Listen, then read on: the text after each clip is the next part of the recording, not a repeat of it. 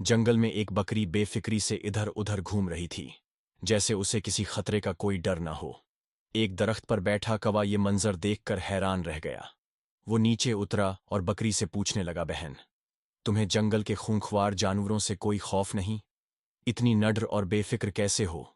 बकरी ने मुस्कुराकर कहा, कुछ अरसा पहले एक शेरनी मर गई थी, अपने दो छोटे बच्चों को जंगल में तन्हा छोड़कर। मैंने उन पर तरस खाया और उन्हें अपने दूध से पाला। आज वो दोनों शेर जवान हो चुके हैं और पूरे जंगल में ऐलान कर रखा है कि हमारी बकरी माँ को कोई मैली आंख से न देखे। अब जंगल का कोई दरिंदा, चाहे कितना ही ताकतवर क्यों न हो, मेरी तरफ आंख उठाकर भी नहीं देखता। कौवा बहुत मुतासिर हुआ और दिल में सोचने लगा, काश मुझे भी कभी ऐसा नेकी का मौका मिले कि परिंदों की दुनिया में मेरा भी कोई मुकाम बन जाए।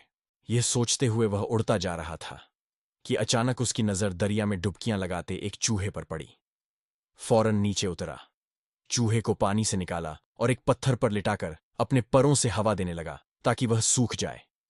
जैसे ही चूहे के होश बहाल हुए, उसने बिना सोचे समझे उसने कुएं के ही पर काटने शुरू कर दिए। कौवा नेकी की धुन में मस्त और चूहा अपने फितरी मिजाज में मसरूफ। थोड़ी ही देर में चूहा बिल्कुल सूख गया और भागता हुआ अपने बिल में जा घुसा। कौवा अपनी नेकी पर खुश होकर आसमान की तरफ परवाज करने लगा, लेकिन चंद ही लम्हों में जमीन पर मुंह के बल आ गिरा।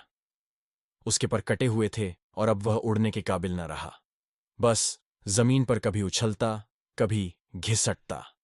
इत्तेफाक से बकरी उधर से गुजरी तो उसे उस हाल में देखकर पूछा, अरे भाई, ये क्या हाल बना रखा है?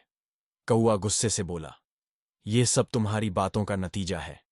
तुमसे मुतासिर होकर मैंने नेकी के जज्बे में चूहे की जान बचाई, मगर उसने मेरे पर ही कतर डाले। बकरी हंस पड़ी और कहने लगी, अरे नादान, अगर नेकी ही करनी थी तो किसी शेर के बच्चे के साथ करता। चूहा तो आखिर चूहा ही रहेगा। बदजात और बदअस्ल को नेकी रास नहीं आती। ऐसे के साथ भलाई का यही अंजाम होता है जो तुम्हारे साथ हुआ।